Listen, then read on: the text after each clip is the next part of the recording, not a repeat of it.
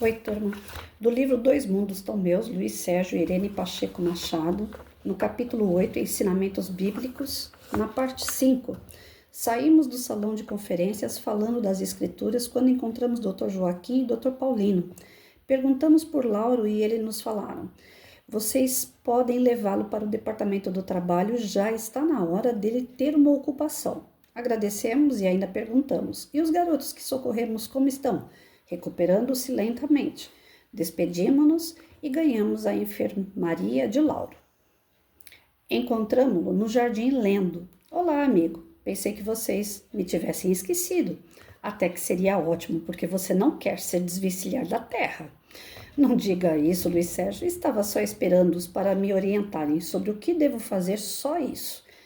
Apronte-se e vamos buscar ocupação, falou Karina.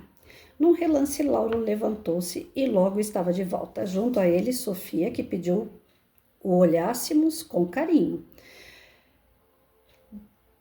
Despedimos dela e ganhamos os bosques. O Lauro, embevecido, a tudo admirava, sempre dizendo: nunca imaginei que o céu fosse tão lindo. Deixa dessa de céu, irmão. Estamos no umbral. O que é umbral? Uma zona de sofrimento. De sofrimento. Mas como não sofro? Você não sofre, mas existem muitos que estão sofrendo por aqui. Verdade? Sérgio, acho bom mostrar ao Lauro o que acontece com os espíritos que não desejam ser socorridos, falou-me Karina. É mesmo. Para começar, vamos até a Estação da Morte. Mas acabamos de chegar da crosta da Terra e já vamos regressar? Perguntou Sara. Preciso se faz que Lauro se inteire de tudo o que acontece no mundo dos espíritos. Voltamos a viajar de comboio junto a Lauro, que a tudo examinava, aproximando-se de mim, e ele falou: Luiz, eu não quero ir até a minha casa. Por que, garoto? Não aguento ver minha mãe chorar, nem defrontar os problemas da família. Não iremos até a sua casa, só se você assim o desejar. Iremos acompanhar uma irmã que está sendo esperada pelos seus familiares. Calado, ou melhor, apreensivo, ele nos acompanhou até a casa de Carlota. Essa irmã, de seus 60 anos, estava desligando-se da matéria física. Lá encontramos uma outra equipe do desencarne, não a do Dr. Albuquerque, mas a do Dr. Joaquim Ribeiro. Este, junto a alguns familiares de Carlota, preparavam-na para a separação. Contudo, a nossa irmã, vaidosa, orgulhosa e egoísta, só pensava nas joias e nos bens que teria de deixar para a família, e se apegava à vida física com tanta garra que, por mais que o Dr. Ribeiro fizesse, não ocorria o desligamento. Por que espera tanto, irmão? Perguntei. Porque não é bom para essa alma ser trazida para o nosso plano tão apegada aos bens terrenos. Passamos algumas horas ali orando pela irmã Carlota. Quando ela teve uma crise forte de insuficiência respiratória, o Dr. Ribeiro quis desatar o laço, mas o espírito de Carlota não dava condição de ser afastado totalmente do corpo material. Lauro a tudo isso assistia, muito atento. Uma médica de equipe segurou com força o corpo físico de Carlota e projetou a luz mental no cérebro encarnado da irmã, e ela pareceu sofrer um desmaio. A equipe aproveitou e tentou separá-la, mas ela possuía uma força estranha que não a deixava desligar-se do corpo físico, e percebi que uma energia roxa e amarela era a causa dessa atração espírito. Corpo físico, essa cor agia como intermediária, retendo o espírito de Carlota junto ao corpo físico, já desligado. A equipe tentou de várias maneiras e nada da irmã ouvir os familiares e os médicos. Ela não queria morrer. A casa, as roupas, as joias, os amigos, tudo era motivo para que Carlota renegasse a ajuda. Dr. Ribeiro deu por terminada a tarefa, entregando-a para outra equipe, a de socorro. Irmão, o que será dela? Perguntei José. Muito sofrerá. Ela tem de se separar definitivamente do corpo físico, que não lhe pertence mais, porém está relutante. Posso fazer alguma coisa? Tecnicamente impossível, nada mais temos a fazer. Posso tentar? Pode. Segurei a mão de Carlota, beijando-a. Ela me sorriu. Mocinho, estou morrendo, mas não quero. Irmãzinha, não existe morte. Um dia também tive de largar o corpo de carne, mas não morri, apenas mudei de casa. Que? Você? Morto? Não, sou um irmão que deseja levá-la para conhecer um país de sonhos, colônias de luzes. Vamos, Carlota, dê um salto bem forte e deixe para trás a dor. Vamos mergulhar nas águas da vida eterna. Deixe-me em paz. Você deseja se apoderar dos meus bens. Não vou deixar para genros, filhos e netos o que com sacrifício guardei a vida toda. Saia daqui, eu não vou morrer. Gritava tanto que José tentou acalmá-la. Notamos que ela se esforçava para voltar ao corpo físico, mesmo sentindo muita falta de ar, relutava em ser socorrida. Laura, aproximando-se, perguntou-me: vai ser enterrada viva? Viva não. Ela já está desencarnada, mas o seu egoísmo, a sua vaidade e o seu orgulho não a deixam voar para Deus. O corpo foi levado para a capela e lá Carlota tudo fazia para se livrar das flores, não gostava delas, achava que era desperdício ganhar flores, pois estavam muito frágeis. Aquele espírito ali junto ao físico representava o sofrimento dos egoístas. Nada podiam fazer, pois ficava cada vez mais furiosa e várias equipes esforçavam-se para retirá-la. Parece que o orgulho e o egoísmo possuem uma garra tão forte que se prendem ao físico, não deixando o espírito voar. Chegou a hora de enterrar Carlota. Quanto mais os filhos e o marido choravam, mais ela se revoltava porque eles não a viam. José falou energeticamente com ela: irmã, pelo amor de Deus, está aproximando-se o seu enterro. Deixe essa veste e venha para os braços de Jesus. Eu não acredito nele, só em Deus. E o meu Deus vai me salvar. José continuou: irmã, a terra vai lhe corroer o espírito, se não aceitar nossa ajuda. Saiam daqui, não lhes darei nada, sou rica, muito rica, detesto o pobre, e vocês não passam de uns pobretões. Olhei para minhas roupas e sorri. Que irmã orgulhosa, hein? Falou Carina.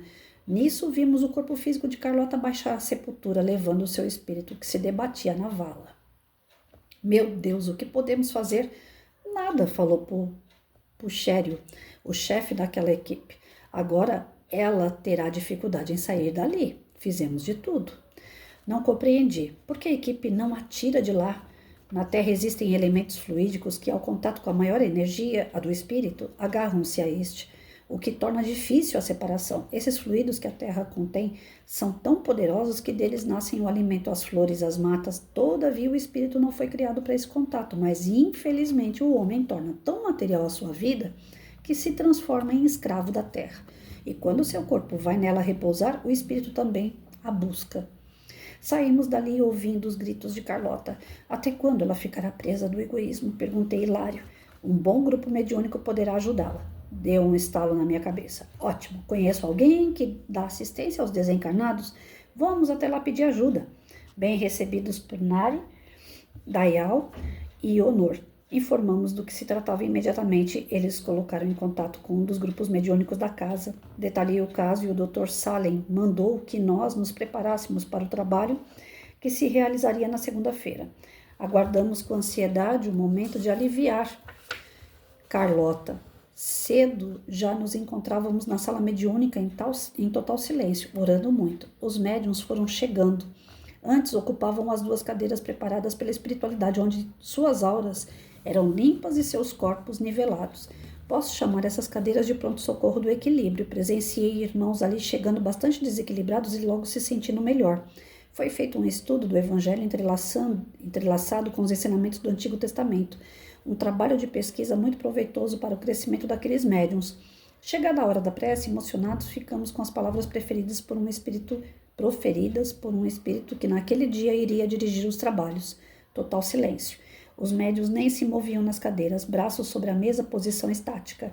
Os dirigentes encarnado e desencarnado passaram por trás dos médiuns e esses, assistidos por uma equipe de técnicos espirituais com conhecimentos, tinham regulados os centros de força de seu perispírito e esses emitiam mais carga para rodas energéticas do duplo que atuavam sobre os órgãos físicos e desses partiam em direção ao túmulo de Carlota.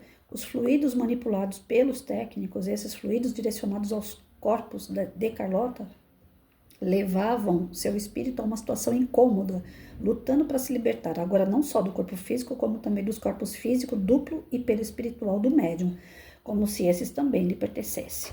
Carlota deu um grito estridente e os técnicos aproveitaram para irem retirando-a, mas isso só se deu quando chegou o término do trabalho do grupo. Ela se sentia enterrada, colocada ao seu físico, mas por mais que desejasse livrar-se dele, existia sobre ela e o corpo de carne uma atração chamada egoísmo, vaidade, orgulho e avareza. Cada médium daquele grupo Cooperou para separar os fios do amor próprio que mantinham Carlota ali naquela vala chamada túmulo. Nem acreditei quando seu corpo perispiritual se projetou com imensa velocidade para fora do túmulo. Os técnicos ali ficaram, mas ela levada foi por outra equipe para o pronto-socorro da casa espírita que a estava socorrendo. Os médiuns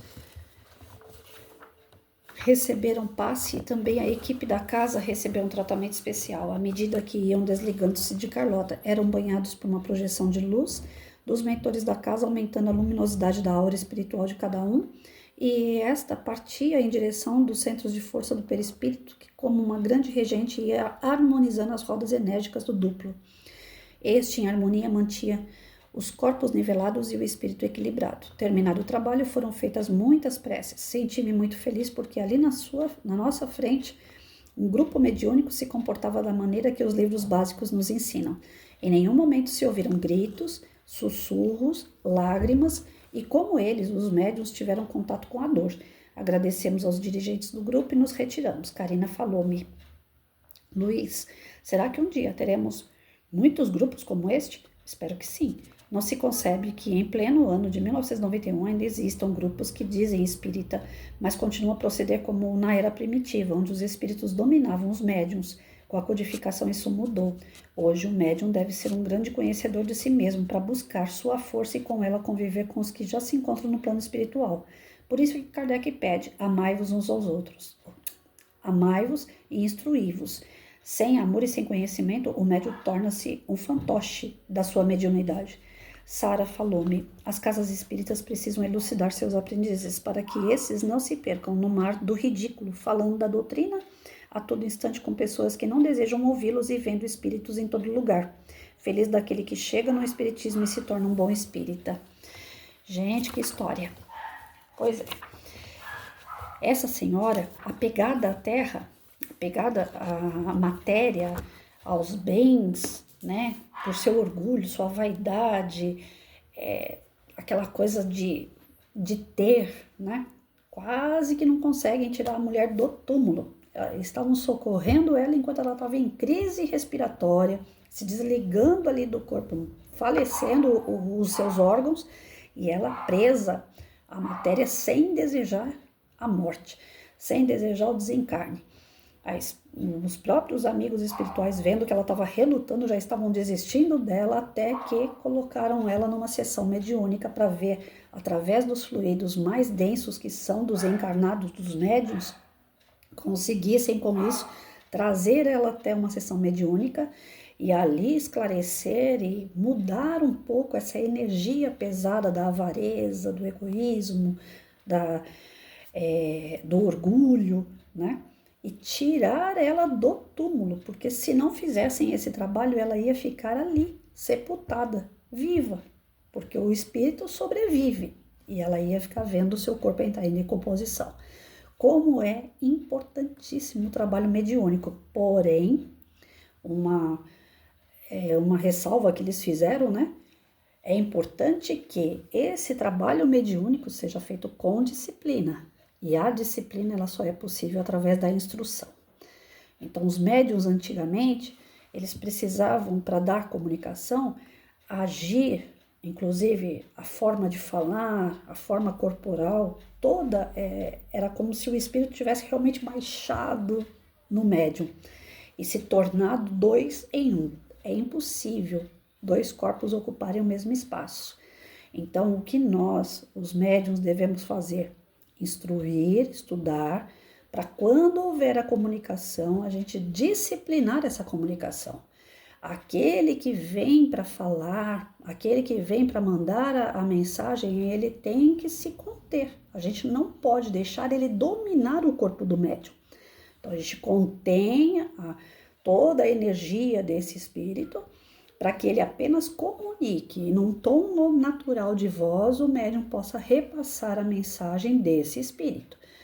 Então, tem espírito antes que derrubava uma pessoa, um médium, jogava ele no chão, batia nele ou fazia ele se tornar uma pessoa violenta em relação ao grupo.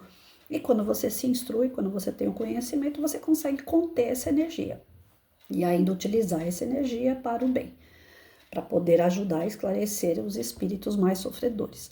Então, para nós que somos médiuns, o importante desse texto aí ficou bem claro, né?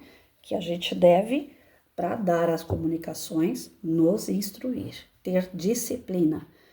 O ideal é esse, por isso que a doutrina espírita surgiu, né? Para conter um pouco dessas mistificações, dessas apresentações do campo espiritual de uma forma muito circense, né? Vamos dizer assim, é uma palavra que eu utilizei aqui, não é o espiritismo que utiliza, mas fica parecendo, né, um circo.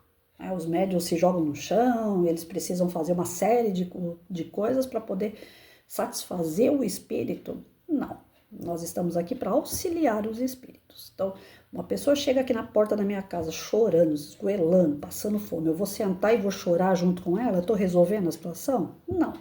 Eu tenho que ir calma, equilibrada, conversar, ver qual é a real necessidade daquela pessoa e, dentro da minha possibilidade, eu auxiliar aquela pessoa. Eu não posso pegar o problema do outro e trazer para mim, mas eu posso tentar auxiliar o problema do outro se eu estiver em condições para isso. Então, o médium nada mais é do que isso. Um ser que está a serviço dos espíritos, mas com uma disciplina. Ele toma as rédeas desse serviço e não o contrário. E quanto a senhorinha aí, ela vai ser socorrida, como todos nós, independente da situação que a gente se encontra, a gente sempre é socorrido. Mas uns penam mais do que os outros. E a gente vê que é através do quê? Do seu livre-arbítrio, da sua livre escolha. A espiritualidade está sempre à disposição para ajudar, mas eles só ajudam quem de fato quer ajuda.